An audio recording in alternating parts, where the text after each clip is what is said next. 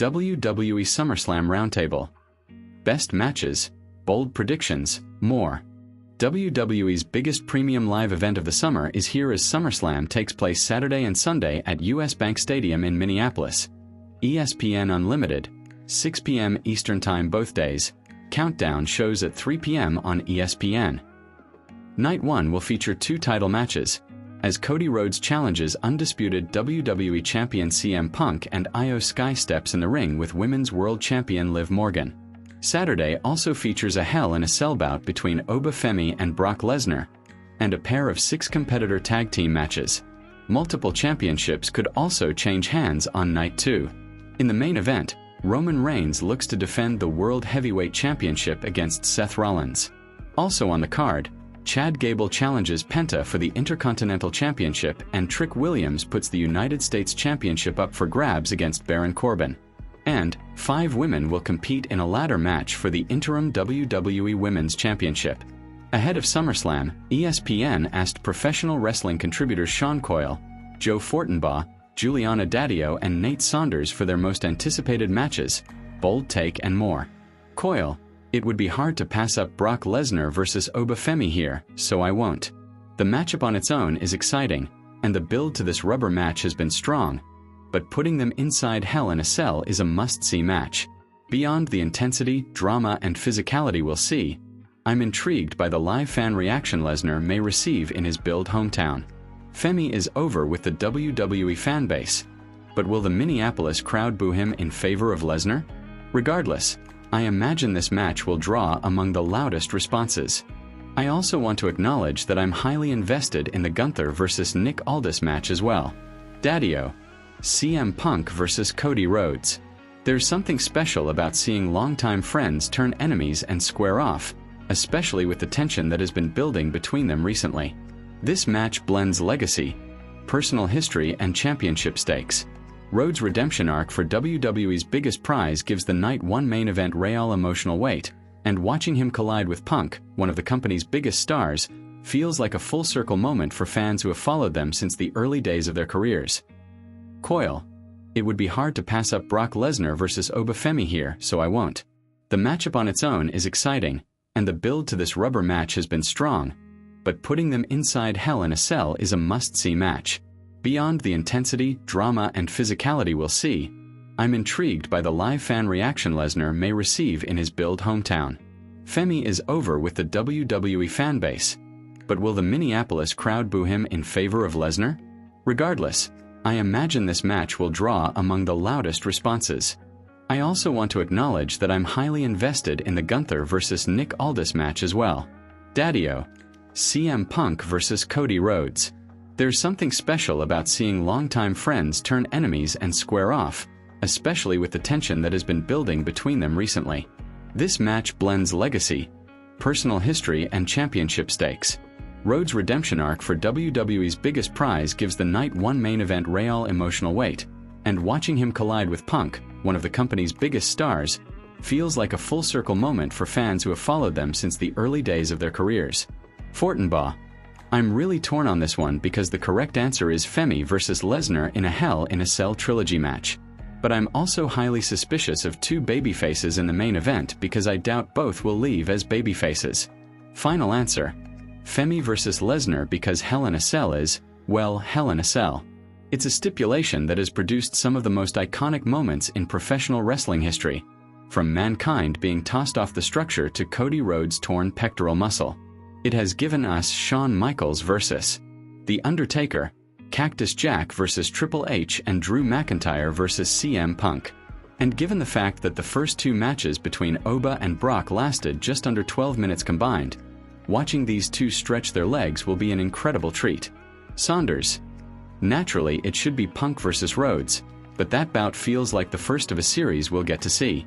So, Hell in a Cell slightly edges it. I was skeptical when they booked Lesnar/Femi a trilogy, but they've built this match well. The Cell is perhaps the most iconic gimmick match in the WWE and seems the perfect way to push Oba to the top level. Beyond that, I'm excited for Liv Morgan versus Io Sky because anytime Sky is in a match, it has the potential to be the match of the night. Coyle: Reigns versus Rollins is the premier matchup heading into SummerSlam. That's the match I'm most looking forward to on either night. It's been close to 14 years since The Shield debuted at the 2012 Survivor Series and 12 years since Rollins shattered the faction. So much has happened since then, and this appears to be the culmination.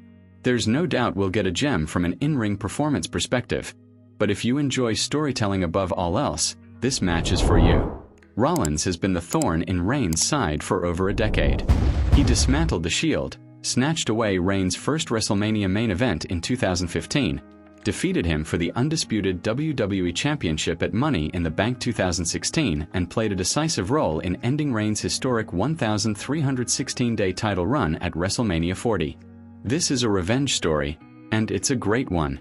Daddy-o, I agree with Sean, I'm excited to see Reigns versus Rollins. This rivalry has lasted over a decade and could go down as one of the greatest feuds in WWE history. I'm eager to see whether Seth can finally conquer Roman in a high-stakes singles match, or whether Roman proves once again why he's still the OTC.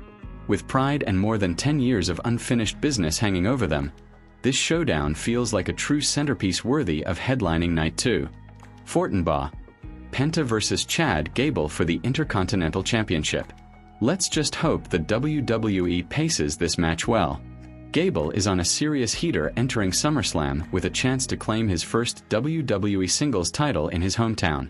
This has been a tremendous story arc for the 2012 Olympic wrestler, who went over the top with a sensational 33-minute match between Gable's former persona, the original El Grande Americano, and El Grande Americano at Noche de los Grandes in Lucha Libre AAA on May 30th.